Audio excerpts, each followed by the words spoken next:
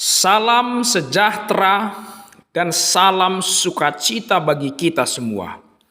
Hari ini saya sangat bersyukur sekali ketika saya bisa berbagi kepada saudara-saudara sekalian.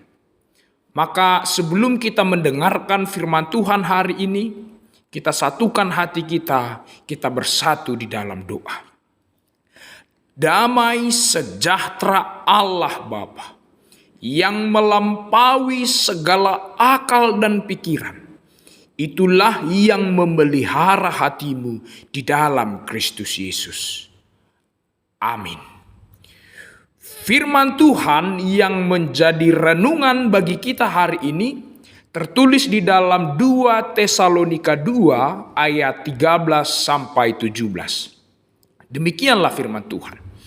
Akan tetapi kami harus selalu mengucap syukur kepada Allah karena kamu, saudara-saudara yang dikasihi Tuhan.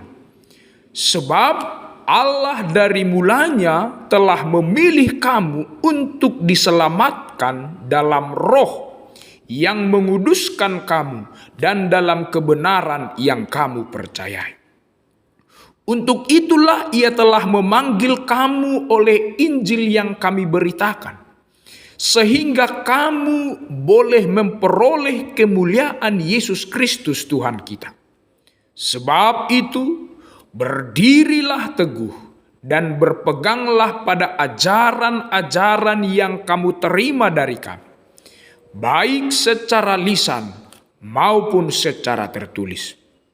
Dan Ia, Tuhan kita Yesus Kristus dan Allah Bapa kita, yang dalam kasih karunia-Nya telah mengasihi kita dan yang telah menganugerahkan penghiburan abadi dan pengharapan baik kepada kita, kiranya menghibur dan menguatkan hatimu dalam pekerjaan dan perkataan yang baik. Amin. Saudara-saudara jemaat yang dikasihi Tuhan, apa yang membuat kita memilih pasangan kita sekarang? Pasti ada alasannya. Mungkin karena dia baik, pintar, atau cantik. Apa yang membuat kita memilih rumah kita yang sekarang? Pasti ada alasannya. Mungkin karena harganya murah, lokasinya strategis, atau bentuknya yang sangat indah. Apa yang membuat kita memilih makanan tertentu? Pasti ada alasannya. Mungkin karena rasanya yang enak, harganya yang murah, atau memiliki kesan bagi kita secara pribadi.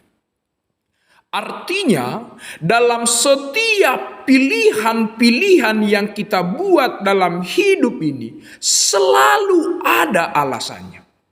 Apakah itu memilih pekerjaan, memilih teman hidup, memilih kegiatan, atau memilih hobi, semua ada alasan-alasan secara pribadi bagi kita. Namun yang menjadi perenungan bagi kita saat ini adalah, apakah alasan Tuhan memilih menyelamatkan kita? Apakah karena kita adalah orang baik? Apakah karena kita adalah orang yang rajin beribadah? Apakah karena kita pintar? Apakah karena kita memiliki harta kekayaan? Dan apakah karena kita rajin membayar perpuluhan? Jawabannya bukan. Bukan karena itu semua. Bukan karena kebaikan kita. Bukan karena baik rupa kita. Bukan karena pekerjaan kita Dia memilih kita. Sebab di dalam Efesus 1 ayat 4 sampai 5 firman Tuhan berkata, sebab di dalam Dia Allah telah memilih kita sebelum dunia dijadikan, supaya kita kudus dan tak bercacat di hadapannya. Dalam kasih Ia telah menentukan kita dari semula oleh Yesus Kristus untuk menjadi anak-anaknya sesuai dengan kerelaan kehendak-Nya. Allah memilih kita karena kasih Allah. Dan pemilihan itu menjadikan kita kudus dan tak bercacat di hadapan-Nya.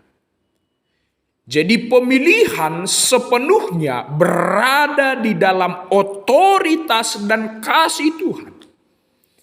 Allah yang penuh kasih dan kebaikan itulah yang memilih menyelamatkan kita. Inilah yang harus kita syukuri dalam hidup ini. Sebab kita manusia yang berdosa, manusia yang tidak layak, manusia yang penuh dengan kekurangan dan kelemahan. Tapi kita dipilih oleh Tuhan untuk diselamatkan di dalam nama Yesus Kristus. Maka saudara-saudara jemaat yang dikasihi Tuhan, tidak ada alasan bagi kita untuk meninggikan hati, menyombongkan diri kita. Tidak ada alasan bagi kita untuk tidak bersyukur hari ini. Sebab kita adalah orang-orang pilihan Tuhan. Orang-orang yang diselamatkan oleh Tuhan. Pemilihan kita itu memiliki satu tujuan yang khusus, yang sangat mulia, yaitu agar memperoleh kemuliaan Yesus Kristus. Apa itu kemuliaan Yesus Kristus? Orang-orang yang percaya akan sama seperti Dia, mendapatkan kebangkitan dan kemenangan pada hari kedatangan Kristus. Inilah kemuliaan yang disediakan oleh Allah pada orang-orang yang dipilih oleh Allah. Maka kemuliaan Kristus itu bukanlah yang kita raih melalui usaha dan pekerjaan kita. Tapi semata-mata karena Allah lah yang menentukan dan memilih kita agar kita memperoleh kemuliaan Kristus. Lalu yang menjadi pertanyaan bagi kita hari ini adalah, apa yang menjadi respon kita sebagai orang-orang yang sudah dipilih oleh Allah?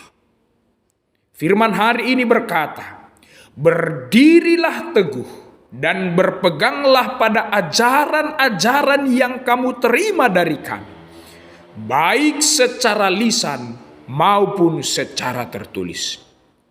Artinya, sebagai orang-orang pilihan, tidak otomatis kita tidak menghadapi pergumulan dan ajaran-ajaran sesat di dunia ini yang menjauhkan kita dari Tuhan. Karena itu perlu bagi kita untuk berdiri dan berpegang kepada kebenaran Tuhan. Ada banyak goncangan dan badai kehidupan yang akan dihadapi oleh orang-orang percaya. Kalau dia tidak punya pegangan, maka dia akan terjatuh, terseret, dan terhanyut oleh arus pencobaan di dunia ini. Maka jalan satu-satunya adalah berpeganglah pada perintah dan kebenaran firman Tuhan. Tidak ada jalan yang lain. Tidak ada cara yang lain selain kita berpegang pada ajaran Tuhan. Karena itu kita percaya bahwa ada penyertaan dan ada penghiburan dari Tuhan pada orang-orang yang berpegang teguh pada ajaran dan kebenarannya. Karena itu tetaplah berpegang pada kebenaran firman Tuhan dalam hidupmu, dalam setiap pencobaan, dalam setiap tantangan, dalam setiap badai kehidupan yang kamu hadapi. Tetaplah tanganmu berpegang pada firman Tuhan, maka kamu akan mendapatkan kemenangan. Kemenangan itu terjadi ketika kita tetap setia pada firman. Ketika kita berdiri pada iman yang benar, maka sekuat apapun badai, sebesar apapun ombak, kita selalu menang. Sebab apa? Kita punya Allah yang lebih besar dari setiap pergumulan, dari setiap masalah yang kita hadapi. Karena itu saudara-saudaraku yang dikasihi Tuhan, beriman itu jangan setengah-setengah. Orang percaya itu jangan setengah-setengah. Tetaplah berpegang dan berpengharapan kepada firman Tuhan. Ada satu cerita menarik seperti ini. Suatu hari ada seorang raja yang menginginkan seorang menantu untuk menggantikan dirinya menjadi raja. Kemudian dia memberikan biji semangka kepada beberapa pemuda untuk menanam biji semangka itu. Raja memberikan pengumuman, siapa yang menghasilkan buah semangka yang terbesar dari biji itu, dialah yang akan terpilih menjadi menantu raja. 2 bulan kemudian, datanglah seorang pemuda membawa buah semangka seberat 3 kilogram sambil tersenyum. Kemudian datang lagi seorang pemuda membawa sebuah semangka seberat 4 kilogram dengan senyuman yang lebih lebar. Kemudian datang lagi seorang pemuda membawa sebuah semangka seberat 10 kilogram sambil tertawa dan sambil tersenyum lebar. Sebab dia percaya dialah yang menjadi pemenang hari itu. Namun tidak beberapa lama, datanglah seorang pemuda berpakaian sederhana yang tidak membawa apa-apa, bahkan sebiji semangka tidak ada di tangannya. Kemudian dia berkata kepada raja saat itu, "Raja, biji semangka yang kau berikan dulu sudah aku tanam dan tidak bisa tumbuh. Jadi tak ada satu buah pun yang bisa kuberikan kepadamu hari ini."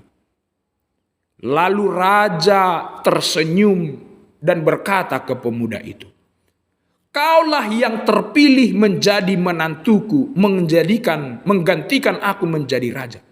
Karena engkau adalah orang yang jujur. Sebab semua biji semangka yang aku berikan kepada kalian itu sudah aku siram dengan air keras. Jadi tidak mungkin bisa tumbuh." 3 pria ini adalah pria penipu. Mereka membawa semangka bukan hasil yang mereka tanam, tapi hasil dari yang mereka beli dari orang lain. Sedangkan kau datang tidak membawa apa-apa, karena memang biji semangka itu tidak bisa tumbuh. Kaulah menang, kaulah terpilih karena setia pada kejujuran dan kebenaran. Maka sama dengan orang percaya hari ini. Ada banyak jalan pintas yang ditawarkan oleh dunia ini. Ada banyak tantangan dan godaan hidup. Karena itu tetaplah berdiri dan berpegang pada firman Tuhan. Maka kita akan bersama-sama menjadi orang-orang pemenang pada hari kedatangan Kristus yang kedua kali. Amin. Tuhan Yesus memberkati.